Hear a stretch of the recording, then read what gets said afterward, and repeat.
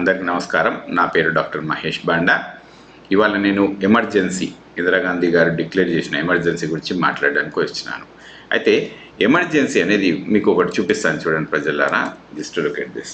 Emergency ఎప్పుడు 1975 June 25 నాడు. Okay, 1975 25th of June 25 అనమాట. ఈ రోజున వచ్చేసింది. ఎందుకు వచ్చేసిందంటే జూన్ 12 1975లో ఏమైందంటే ఈ ఎలక్షన్ హియరింగ్ వచ్చింది. ఎవరిది అంటే ఇందిరాగాంధీ గారు అలహాబాద్ హైకోర్టు ఆమెను డిస్క్వాలిఫై చేసింది.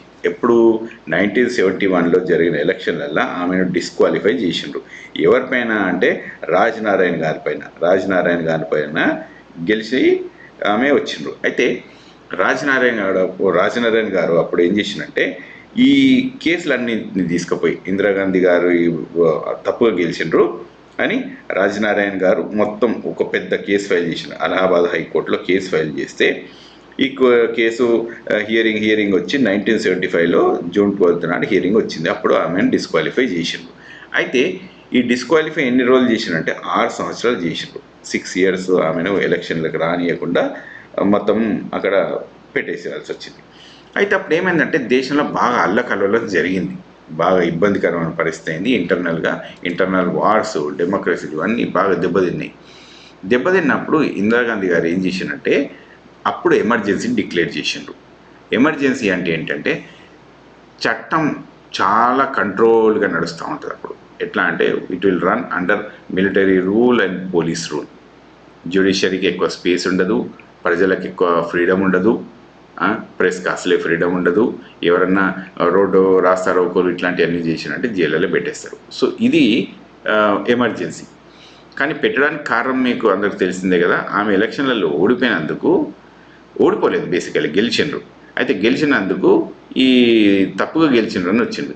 మరి ఎట్లా తప్పుగా గెలిచిండ్రు అంటే మళ్ళీ చూడండి ప్రజలారా, ఇక్కడ 1971లో ఎలక్షన్లలో పోటీ చేసినప్పుడు కొన్ని రాజనారాయణ గారు ఏం చేసిందంటే చాలా తప్పు జరిగిందని చెప్పారు. కానీ గవర్నమెంట్ అంటే కోర్టు మాత్రం 2 తీసుకుంది.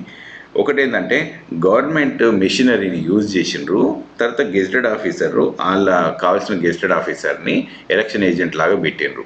ఓకే, ఎవరు ఈయన యశ్పాల్ కపూర్ గారు. పాయింట్ 1 ఏమో గవర్నమెంట్ మెషినరీని ఎవరిని, ఇప్పుడు యశ్పాల్ కపూర్ గారు ఒక district magistrate, at the same time ఆయన అప్పుడు ఎలక్షన్ ఆఫీసరు. అట్లాగే ఇంకా సూపరింటెండెంట్ ఆఫ్ పోలీస్ రాయ్బరేలీకి, అలాగే ఇంకా హోమ్ సెక్రటరీ ఫర్ యూపీ గవర్నమెంట్కి. వీళ్ళు ఏం చేశారంటే కొంత స్టేజ్లు సెటప్ చేయడము, కొంత లౌడ్ స్పీకర్లు పెట్టడము ఇందిరాగాంధీ గారికి 1971 ఫిబ్రవరిలో కొంత సపోర్ట్ చేసింది అనమాట. ఎందుకంటే అప్పుడు ఆమె ప్రధానమంత్రి కాబట్టి ఆమెకు సపోర్ట్ చేసింది. ఆ సపోర్ట్ చేసినందుకు గాను ఇది గవర్నమెంట్ను ఎక్కువ యూజ్ చేసుకున్నారు, గవర్నమెంట్ మెషినరీ అని చెప్పి కోర్టు నిర్ధారించి అప్పుడు ఆమెను బర్తరఫ్ చేసింది. అది పాయింట్ 1. పాయింట్ 2 ఏంటంటే యశ్పాల్ గారు గురించి కూడా మీకు చెప్తాను చూడండి ప్రజలారా. 1971లో ఎలక్షన్స్ ఎప్పుడైనాయి, మార్చిలో అయినాయి. అయితే ఈ టైంలో ఏం చేసిండంటే ఈయన 1971 జనవరిలోనే రిజైన్ చేసిండు. ఈయన జాబ్కి రిజైన్ చేసిండు. ఈయన అప్పుడు government of India prime minister ఆఫీస్లో పనిచేస్తూ ఉంటే ఆయన అప్పుడు రిజైన్ చేయించేసిండు ఆయన్ని. మీరు ఇక్కడ పనిచేయడానికి వీలు కాదు, ఎందుకంటే మీరు ఎలక్షన్ ఆఫీసర్ లాగా వెళ్తుండ్రు కాబట్టి అక్కడికి. సో అప్పుడు ఏమైందంటే ఈ కొంత డ్యూరేషన్లో ఏమైంది, యాక్చువల్లీ డిసెంబర్లో మాత్రమే ఇందిరాగాంధీ గారు 1970 డిసెంబర్లో ఇందిరాగాంధీ గారు she was going to contest అనమాట. అప్పటికి ఈయన ప్రైమ్ మినిస్టర్ ఆఫీస్లో ఉన్నాడు కాబట్టి ఇక్కడ ప్రాబ్లం వచ్చింది. ఆయన జనవరి 13 1971 రోజు రిజైన్ చేసేసిండు పోస్ట్కి. ఇది 14th రోజు ఆమోదం కూడా జరిగింది. అయితే 25th ఆఫ్ జనవరి నాడు మాత్రం దీన్ని పబ్లిష్ చేసింది ఇక్కడ పిఎంఓ ఆఫీసు. అయితే ఇక్కడ ఆల్రెడీ డిసెంబర్ నుంచి మీరు ఎలక్షన్ క్యాండిడేట్ లాగా ఉన్నారు కాబట్టి, మీకు ఈయన ఎలక్షన్ ఆఫీసర్ లాగా పనిచేసిండు కాబట్టి మీకు అవకతవకలు జరిగినాయని చెప్పి కోర్టు అప్పుడు నిర్ధారణ చేసి ఇందిరాగాంధీ గారి పైన ఈ కేసును ముందుకు తీసుకెళ్ళి ఆమె ఎలక్షన్ను చెల్లదు అని చెప్పింది. అయితే ఇది కరెక్ట్ జడ్జిమెంట్ మంచిగా వచ్చింది, కరెక్ట్గానే వచ్చింది. అయితే ఏమైంది అప్పుడు అంటే ఎలక్షన్ ఇంజనీరింగ్ జరిగింది అన్న ఉద్దేశంతో వాళ్ళు జడ్జిమెంట్ ఇచ్చారు. కానీ supreme court at the end of the day ఏం చేసిందంటే లేదు, ఏం అవకతవకలు జరగలేదు అని ఇంకా వాళ్ళు సుప్రీంకోర్టు వాళ్ళు చెప్పడం జరిగింది.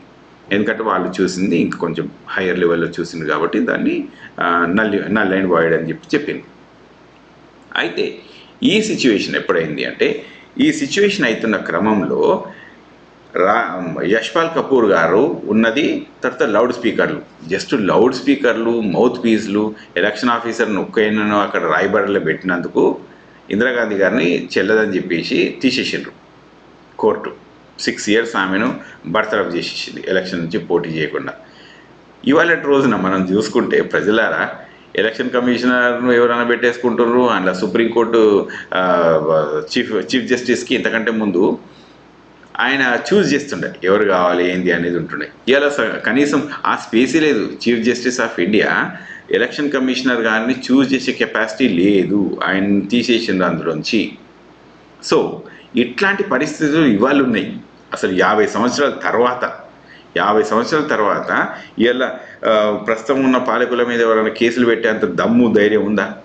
పెడితే ఎవరైనా జడ్జి తీసుకునే దమ్ము ధైర్యం ఉందా? సో మరి ఎమర్జెన్సీ అప్పుడుందా ఇప్పుడుందా అనేది ఒకసారి మనం ఆలోచన చేసుకోవాలి.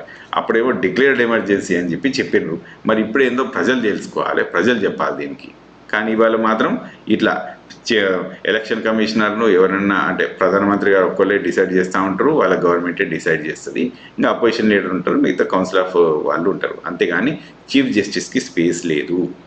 మరి ఇవాళ మన దేశంలో ఎంతో చూసినాం మన రాజకీయాల్లో. ఇంకా రకరకాలుగా మాట్లాడినరు పెద్ద పెద్ద వ్యక్తులు, ప్రధానమంత్రులు కూడా పెద్ద పెద్ద తప్పులు మాట్లాడినరు.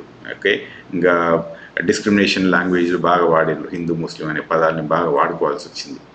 మరి వాళ్ళ మీద కేసులు పెడితే మాత్రం కేసులు నడవలేదు. ఎలక్షన్ కమిషన్ ఆఫ్ ఇండియా కనీసం ఆ ఊసు కూడా ఎత్తలేకుండా ముందరికి జరిగిపోయింది అనమాట. సో మరి ఎమర్జెన్సీ ఎప్పుడుంది? ఎమర్జెన్సీ అప్పుడుంది ఎమర్జెన్సీయా ఇప్పుడు కూడా ఉంది ఎమర్జెన్సీనేనా అనేది ప్రజలు కమెంట్స్లో పెట్టండి. ఆ తర్వాత మనం చూద్దాం. ఓకే, సో ప్రజలారా మనం మాట్లాడాలి. మనందరికీ ఇబ్బందులు ఉంటాయి, అందులో ఇబ్బందులు జరుగుతూనే ఉంటాయి. మాట్లాడినంత మాత్రాన ఏం చేస్తారంటే మన కేసులు పెడతా ఉంటారు, అన్నీ జరుగుతూ ఉంటాయి. కానీ మనకు స్వేచ్ఛ అనేది, మనకు నాలెడ్జ్ అనేది ఎప్పుడైతే ఉండదో, మన అవసరాలు ఏంటియో మనకు ప్రాపర్గా తెలియనప్పుడు, మనం వాటిని ఎక్స్ప్రెస్ చేయనప్పుడు మనకి ఇబ్బందులు జరుగుతూ ఉంటాయి. కనుక దయచేసి మీ అందరు కమెంట్స్ పెట్టండి. అక్కడ చూసిన వాళ్ళు చూసినట్టు కమెంట్స్ పెట్టండి. అందులో ఏమైనా తప్పులు ఉంటే మనం సర్దుకోవచ్చు, లేకుంటే it will increase your freedom of expression. Right? Thank you very much. మళ్ళీ నెక్స్ట్ వీడియోలో కలుద్దాం. జై హింద్.